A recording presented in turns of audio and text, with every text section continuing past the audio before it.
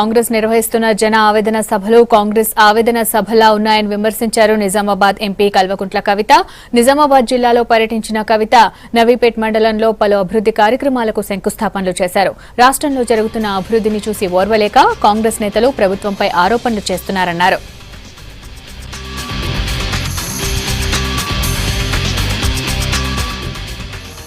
జన ఆవేదన అనే సభకు పేరు పెట్టుకున్నారు. నాకు ఆ సభ చూసినాక ఏమనిపించిందంటే అది జన ఆవేదన కాదు, కాంగ్రెస్ ఆవేదన, జానారెడ్డి గారు ఆవేదన, దిగ్విజయ్ సింగ్ గారు ఆవేదన. ముందు ఆ సభకు పేరు మార్చుకోండి. ఎందుకంటే ఇవాళ ఆవేదన అన్నది జనాలలో లేదు. కేవలం గత 6 నెలల్లో మా బోధన మాత్రమే చూసుకుంటే కూడా దాదాపు 280 కోట్ల రూపాయల వర్క్స్ ఇక్కడ జరుగుతూ ఉన్నాయి.